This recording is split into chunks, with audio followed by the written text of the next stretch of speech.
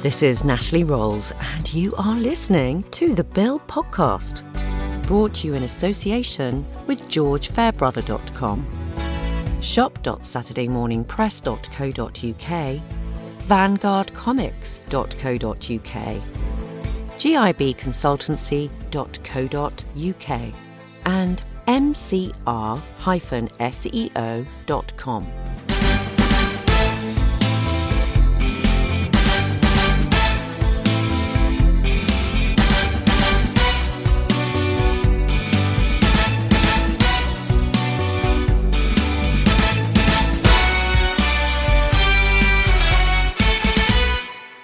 We are thrilled to introduce you to our new sponsor, Manchester SEO, the Search Engine Optimisation Consultancy, helping businesses and business owners generate more traffic, leads, and profit online. For a free consultation, visit mcr-seo.com.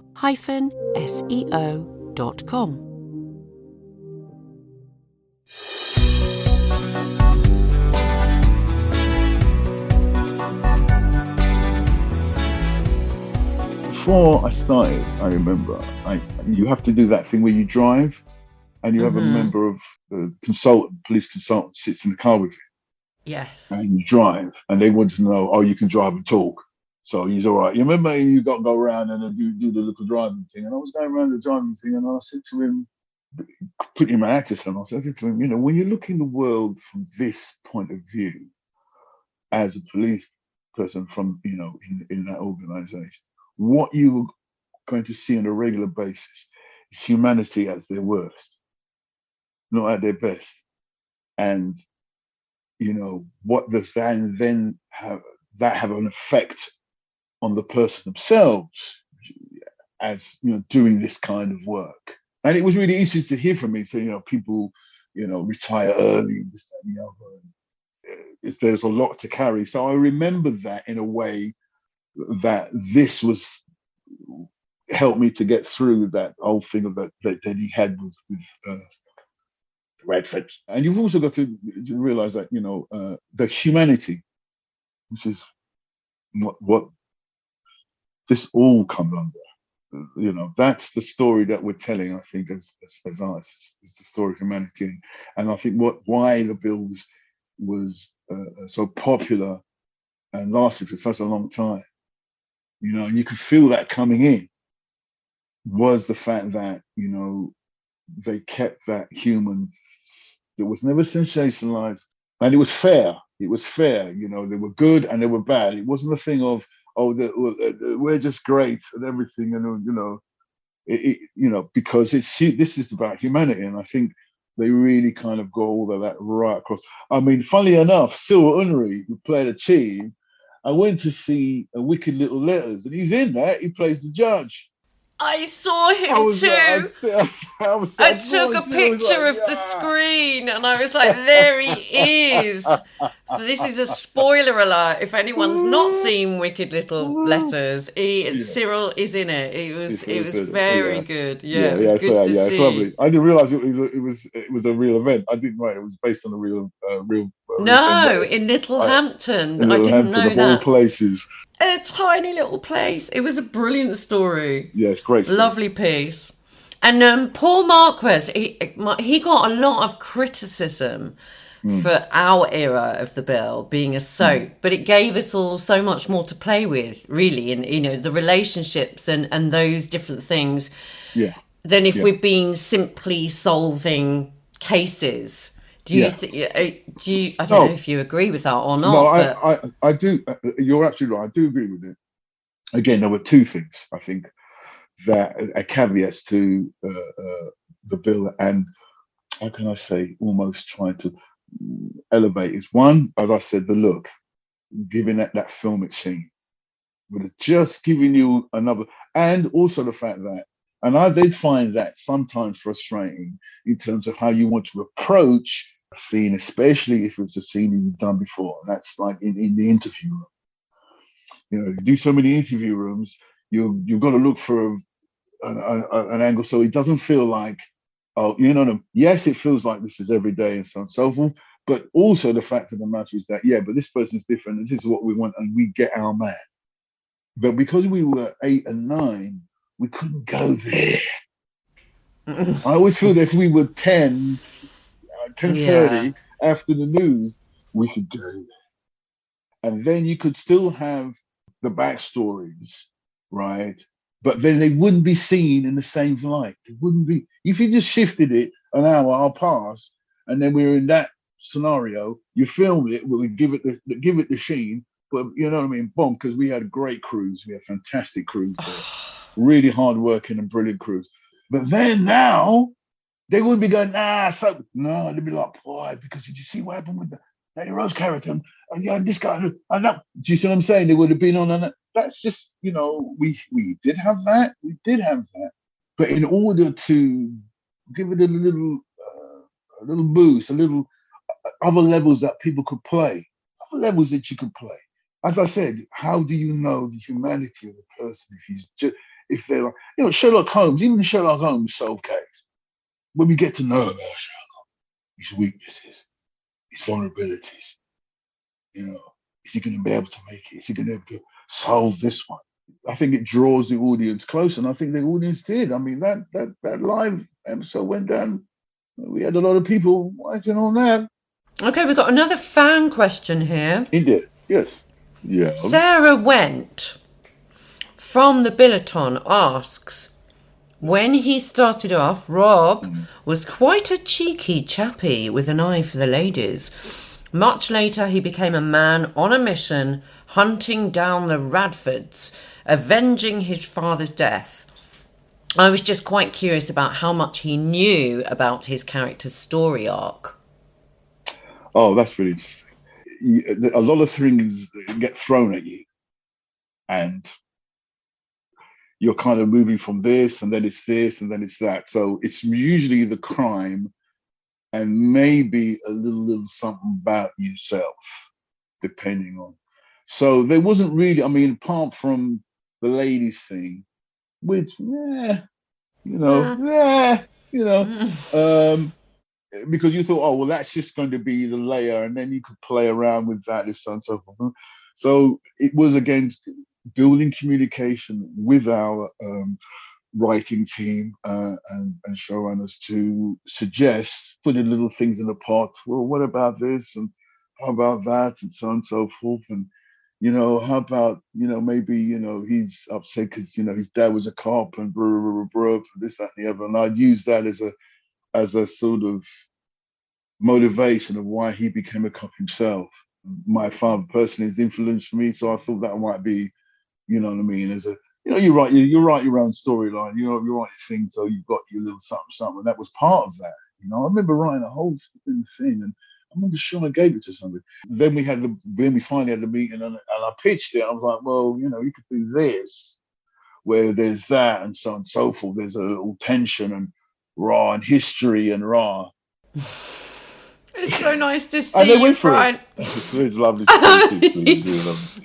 Listening to you, I'm just like, I'm having memories of, you know, 20 odd years ago. It's so nice. Superstar like yourself, now. We are big superstar like yourself, you know. All right, you know, yeah. I remember there was a lady from Australia one day that came. She knew somebody in the crew, big fan, because Australia is big things. I didn't realize it's big things. So. And she worked for a company that worked on helping companies structurally help with their communication. Because she said within a company structure, 80% of communication is misunderstood. I thought, wow, that kind of really hit me, you know, just in terms of connecting things and so on and so forth. So, you know, on a big show, a show that we were on, you know, trying to get, oh, you remember that meeting that we had, and we talked about, you know, that possibly Rob might do this, or we got like, you trying to hold on to all the, you know, this information. Out of that came the story about, you know, I said, look, you know, maybe this and that came out, and then the lovely Linda Bellingham played And that was, she was So lovely. that was a fan question. It actually leads on perfectly. Glenn Allen asks, how was Linda Bellingham to work with in this huge storyline? She's lovely. She was lovely. She was absolutely lovely. Oh, But I had a story about it. I had a story about it because I think it was her first one. They used to have a restaurant in Stamford Hill. I knew that was, the Oxo lady. Yeah, that her husband, you got that place. I was like, really? Yes, so to know that, and I was working with her, she was very lovely, very warm. I'd be lucky, but there's certain times you've got to stand your ground on certain things that you believe in as an artist. That's just how it is. If we didn't care about it, then but we do. But on the whole, I was just saying to the other day, I've been lucky enough to have worked with some just really cool people. I can't really say, that really, just really cool people. And throughout my career on Bill, and so I always give thanks for that. Really, really give thanks for that. But yeah, definitely. Watching that last scene, I watched your last episode and it had all come on top with you and Linda, and I was just like, he lost it. It was sad. Was that the first time you'd fired a gun? There was Lock, Stock and the series. Yeah. I know I shot a gun in Lock, Stock. No, that's right. It wasn't the first time because Scott, he was in the series, and that's the first time I met him. Because him and Sean Parks, who's very good friends with me, so we had an armor on set, and we had we had this gun, submachine gun, So I had a lot of respect for. But then that was more fun. It's difficult because in the scenario that you're in, it was very emotional. So it did feel different. I must admit, it did feel different. I was emotional watching it. The point of no return. Was it your decision to leave the bill? How did that work? Yeah. Well, just to keep it lovely and upbeat and positive, and full of love and for humanity and mankind. What do people say when creative differences? I just think that that was a good story, and I thought, that's a good story to go out on. There was a sort of, it's a strange machine. It's a strange animal. There's a sort of, are you happy? I'm like, yeah. Look at my work. Look, I'm fine. What? Yeah, well, okay. Oh, really? Oh, well, because, the machinations of who and he and who she and who said when and how sometimes gets in the mix of it, and then you get up in the mix of that. And it really wasn't anything other than we're always striving to do better, aren't we? Because we do better, people go, boy, did you see that? Wow, did you see that? That's what you want. We're not always going to get there, but we know that's where, because we've been there. So that's where we need to, we think that, it's not really going to come to an, okay, all right. Well, is it all right if we just leave it at, that we're leaving and I just moving across to the store? Yeah. And then you see the newspapers like, fired. Like they're Donald Trump to you. And you go, was quite the situation we discussed, but so you just got to roll with that. You have to roll with that, and I think on the whole, people have still been positive, toward me about my time there. It was just that, you're always looking for better. And I know sometimes that could kind of like wind people up a bit. It's just that's how I was brought up, man. You know what I mean? Because my dad would go, look, read the thing out loud. Yeah, it doesn't make any sense. And back in the day, you'd have a read-through. And in the read-through, you could break down what's going on. So, but with continuous genre, that there's no time. Mm-hmm. So things get thrown at you. And then what you're trying to do is make something so that people don't go, huh? Because, you literally get stuff. I mean, I'm sure it happened to that and it happened to me. One day I'm thinking I've done. Somebody comes to me up, right? Yeah, we've got this other thing. What? Yeah. This other thing. What now? Yeah, we're going to shoot it. You just do it on the steps and what? Huh? And action. And you've got no idea what you're saying. What's going? Do you know what I'm saying? And from time to time, let's be honest, Max, we down that road. It's a sort of give and take scenario, and the fact that with an organisation like such as that, as a showrunner, I suppose you're under the sword of Damocles, and you're afraid that it's going to fall on you. And so if somebody comes in and starts to, shh, don't rock it too much because you can't see the sword that's over my head. But it wasn't really that for me. It was just, can we get the story right? Can we said we were going to do this and we were going to do that? Are we going to do that? Yeah. And then we came up with this thing. I pitched this thing and go, yeah, and that's what you're going to go out on. Okay. Which is fine because it worked. It was a lovely way, and it's worked. So yeah, no harm, it was powerful. No harm, no foul. It was lovely, and Linda was fantastic, and then we've had great memories. So what does it mean now, 20 years on, that you worked on the bill and it's still being enjoyed all over the world? And that's the thing. Again, that's the testament of time. So if one says that, Paul might have, at the time, had a bit of, kickback, we can see as time has gone on, the test of time, it's proven that people still talk about it. I am still stopped on the street, and sometimes by younger people than I realize. I did a thing called Jamie Johnson. So when a young person usually stops, they go, oh, Jamie Johnson, and then sometimes they look at me, I go, Jamie Johnson. They go, no, the bill. We're in the bill, isn't it?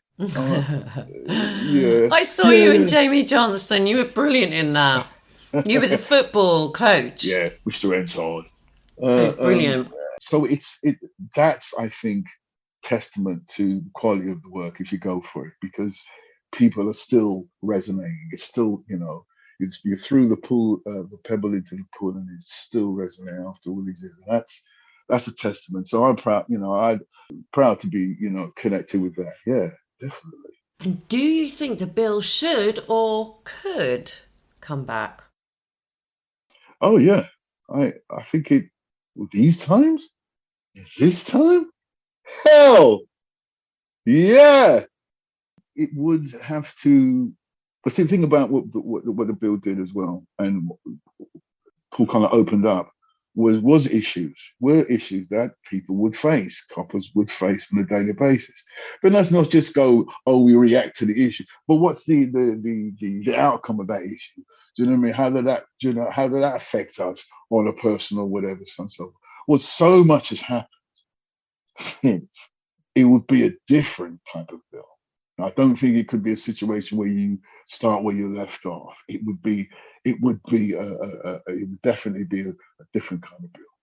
But wow, yeah, greenfields. If they were up, somebody was up for it. Okay, dream job. Do you have a dream job? If your agent rang you now and said you've been offered, what would it be? Wow.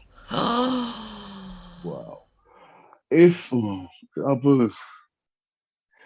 a show on Apple called Severance.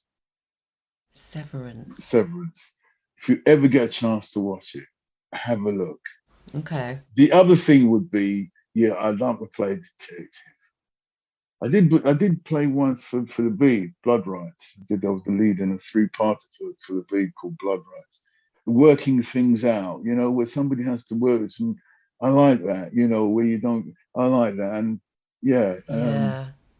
I can see that just talking to you now. You're answering this question. It's like there's all these things that are popping up, and you're like, "Woo, hang on, I need to work this out. This answer." Absolutely. I love that about you. Yes, and of course, Marvel. If Marvel rang this afternoon. I tell you, my dad took me to West Indies, went to married to Trinidad Solution. I was in Trinidad with him. And he knows the dude went into this convenience store. of the day, because we're talking the 60s. We're not convinced. So he's gone off talking to do it. I see this kid. He's this American kid with black curly hair.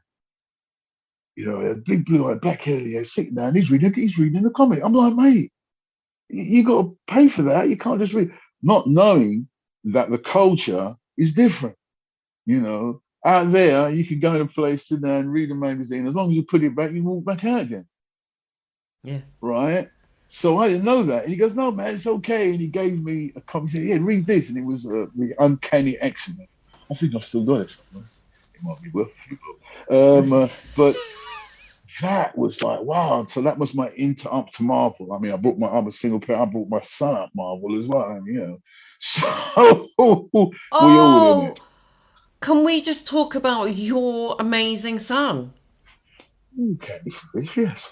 Are you going to do a proud father moment? No, well, no, no, he's amazing. He's done very, very, very well. Actually, Zoe, who's my agent, we're both at the same age. I got him in there. I introduced the two of them. I said, look, you go and talk. Before I was there, go on, you should go on.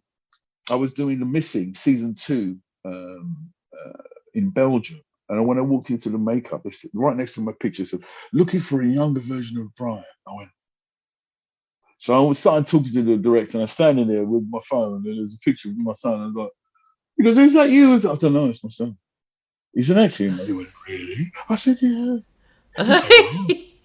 So, long story short, his first job was playing me in a flashback. Yeah, as a younger man in Missing. So I watched his show reel. I watched it last night. I was just wow, how proud you must be. You know, that's your boy. Well, you know, we do what we can do. He's doing this thing, and I am really, really proud of him. That's wonderful. Yeah, he bought me a PlayStation 5 for Christmas, so I'm really proud of him. I'm watching my Blu-rays now. All right, I'm going to give you a quick fire round. I don't know if we can do it quick with you. Right, this is favourite actor. Céline Poitier. Favourite book. Dune. Yeah, funnily enough. I haven't seen Dune 2 yet, but I'm going. Favourite film. God, I know it's ridiculous, isn't it? It's such a hard question. That's really hard.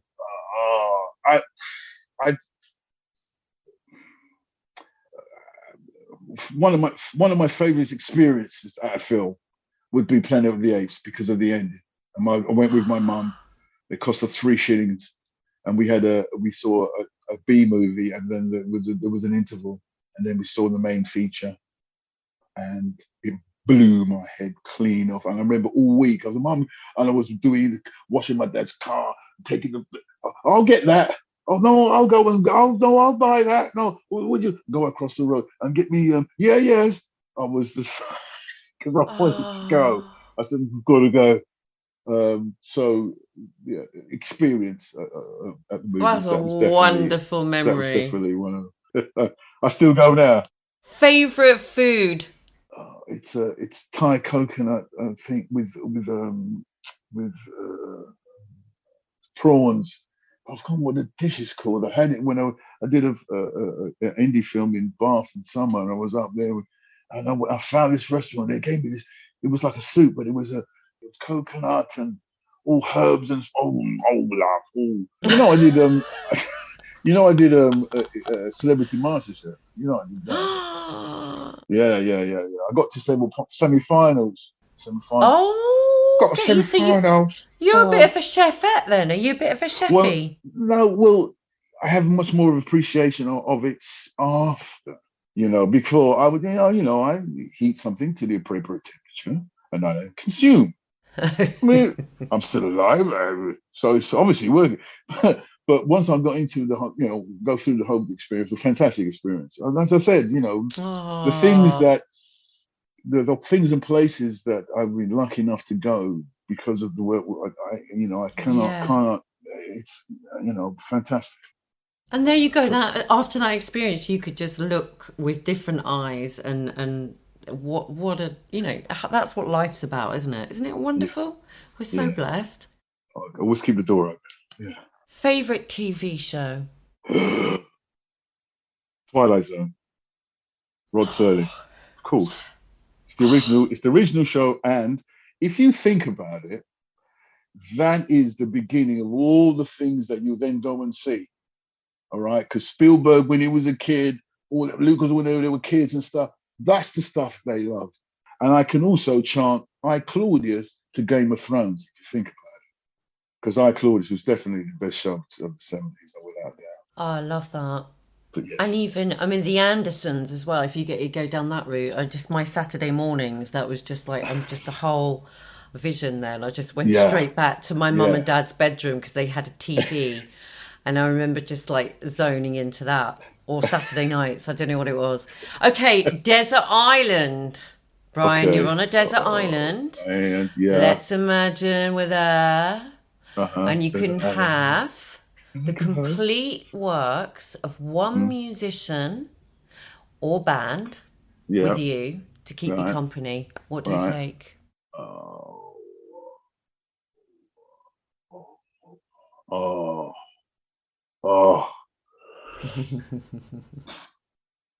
I'm stuck between three. Because it's between Prince, Stevie Wonder, and Earth, Wind and Fire. Oh wow! Oh, because of the range of work they did. There's always one for a mood. I can see why you picked them. Yeah. Yeah, there's always going to be a mood when you're in. You go, I can put that on. I can put that one on. You know what I mean? So just one. Oh right, Earth, Wind and Fire. I'll go with there that. You go. Earth, Wind and Fire. Complete works of one author. If it was one author on that island.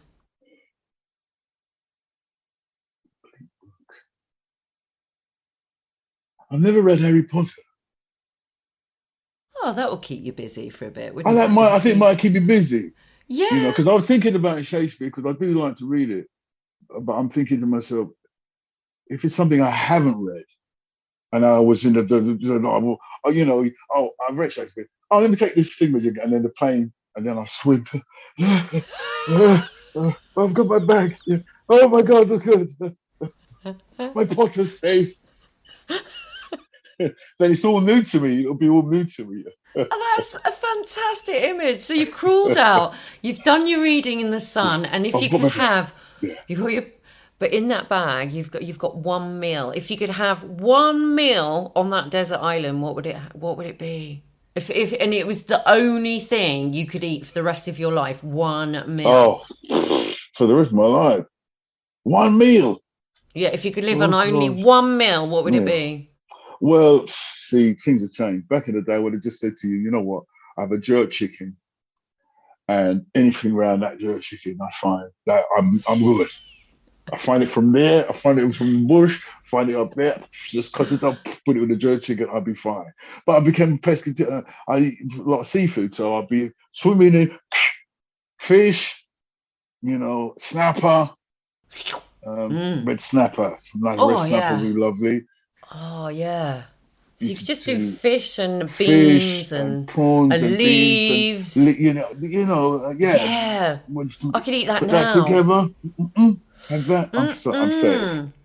And if there's coconuts about the place, bosh some coconut water, or do that thing like they did when they were cooking and they cut a hole in the start. I'm there. The sap off them, do one of those, yeah. Yeah, I'll be into that. Okay, so you're in this island. You've got your books. You've just had your lovely snapper, and you've got one outfit that you could have with you on that desert island. Would it be something practical or something that looks good? That reminds me of Zardoz. And there's a bit in Zardoz with the older people, John Alderton, fantastic actor. One of my favourites, John Alderton. Definitely one of my favourite British actors.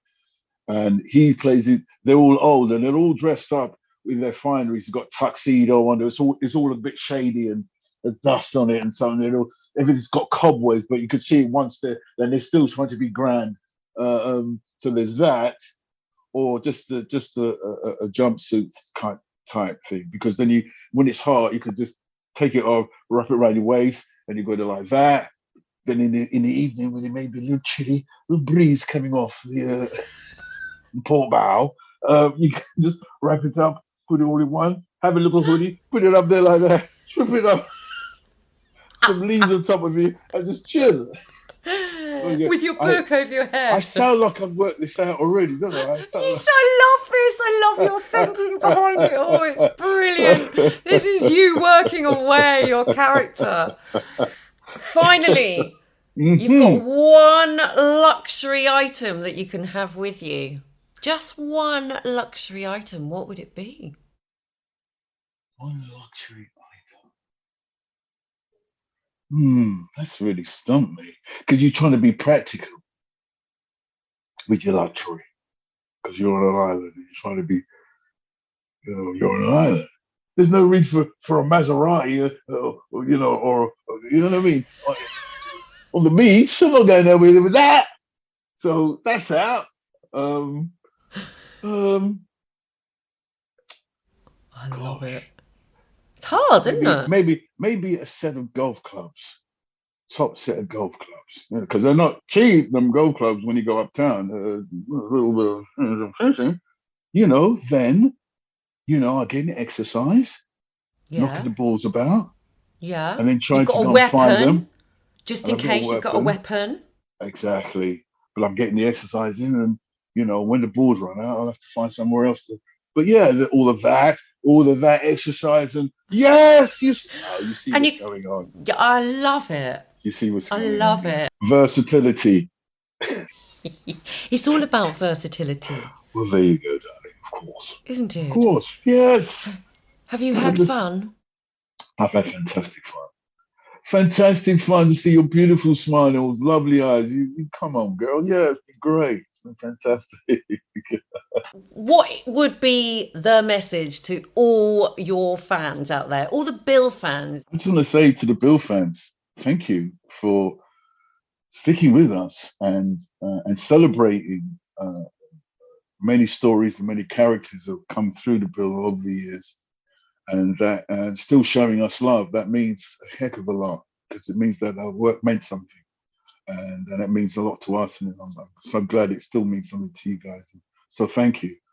Thanks for stopping me in the street and going, "The Bill did it." Thank you. Brian, you've been wonderful today. And I think Oliver is going to come on now, and just seriously, it's been such a pleasure. It's been a pleasure listening to you. Absolutely. Oliver. Oh, Brian, you're here. Oh, mate. Hello, bruv. How you doing? Oh, that's good. I've just been applauding and laughing out loud. The amount of thought you gave the desert island stuff. I'm just like, the guy's a genius. It's brilliant. I loved it. That is Brian with his mind he's so tangible with everything. It's a testament to your talent and your skill, though, sir, because you put that thought in, and it's on screen for all of us to enjoy. To be a part of a show like The Bill, and then be a part of British canon, British television, I believe, at one of its high points, let's be honest, that's a great honour. That's the honour for me. Do you know what I'm saying? I honour that a lot. And the fact that I learnt the trade here as opposed to anywhere else in the world, and it goes a long way. I think, and that's gone a long way. So, and I'm always reminded of that. I always remember that. Thank you for inviting me. Thank you. It's just been great to just spit it out and chat it out and chop it up, as they say. It's fantastic. It's absolutely fantastic. Really, Brian, so nice to see that face, smiley face. It's just nice so nice. Oh, the fact is, the fans will write when I gave a few of them a sneak peek that we were going to be doing this and said, have you got any questions? And like the constant thing was, I wish he was in it for longer, you know. So you left them more. That's nice though. Yeah, absolutely, bro. Absolutely, brother. Absolutely. You know, Robert Powell. Yeah. Right? He was in a show called Doomwatch. I don't know if you remember. Do you remember Doomwatch, bro? What, 1971? Doomwatch was the show, bro, before X-Files, before all them things, right? And they had that brilliant episode with the bomb. Yeah. And him. It made him. But he left. He was one of the best characters in it. And he left. And we were gutted. But what a way to go, bro. Yeah, and that you and I can sit down here now and still recount it. One of our supporters of the podcast, he's written books about Doomwatch, about the missing episodes. Michael Seeley, there we go. It lives on. Rob, you know, if you're talking about bringing back a show, Ollie, how topical was that? That would be Bad Boy right now, bro. Yeah. That coming back now. Oh, mate, come on. Yeah. You know, but you know that's the sort of thing. So you're right. You know, if there is a kind of crescendo like that, and a lot of people are watching, they're really into it, and so on and so forth. I think what a way to go. I'm good with that. You've been a hero, Brian. You've been so wonderful. No problem. You deserve a trilogy special. So definitely. Cheers, mate. Bless you. It's been great. It's been great fun. Just reliving it all. Yeah, it has been absolutely funny. And what a better host. What a lovelier host. You can get no lovelier host than you, Natalie, boo. Trust. Thank you so much. Thank you. God, our pleasure. And I've just followed you on Instagram, so at least I can send you some private. Yes, thank you. Private messages, Mr. Bovell. Thank you. You are such a legend. And seriously, when I woke up to your voice watching Foundation, I was just like, look at him. It was just insane. And your career will just carry on just being brilliant. I know it will. You're a very, very clever actor and a beautiful human being. Thank you so much. Likewise. Ditto. Pete, thank you so much. Peace and love. See you soon. Peace and love. Big love.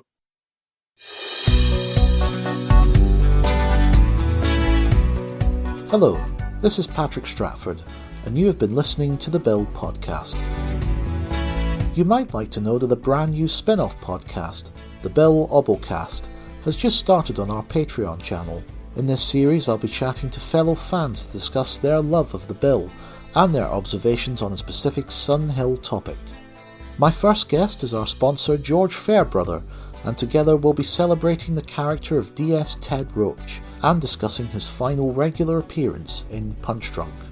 The Bill Obocast is available for just £2.99, along with hundreds of reaction videos, reunion highlights, and samples of the Evidence Room 1999 on patreon.com/The Bill Podcast. This is Natalie Rolls, and you have been listening to The Bill Podcast, brought to you in association with GeorgeFairbrother.com, shop.saturdaymorningpress.co.uk, vanguardcomics.co.uk, gibconsultancy.co.uk, and mcr-seo.com. The Bill Podcast is produced by Oliver Crocker, co-produced by Glenn Allen, Glenn Cooney, Georgina Dark, Rebecca Deeprose, Brian E. Kelly, Maz Mirabilis, Alex Mockler, and Simon Wolfe. Our executive producers are Isabel Allen, Mark Bennett, Rob Cook, James Crissell, Alana Dewar, Andrew Dyack, Dan Evans, George Fairbrother, Stuart Gibbon, Vicky Greatbanks, Luke Hegarty, Robert Hoger, Edward Kellett, James Ledane, Thomas Johnston, Gary Moncur, Danny Morris, Steph Morris, Laura Pinney-Fay, Isaac Powell, Alistair Wrigley, Michael Seeley, Andrew Sumner, Angel Stannard, Paul Statter, Patrick Stratford, Michael Weil, and Sarah Went. Huge thanks to all you lovely producers who make the Bill podcast possible.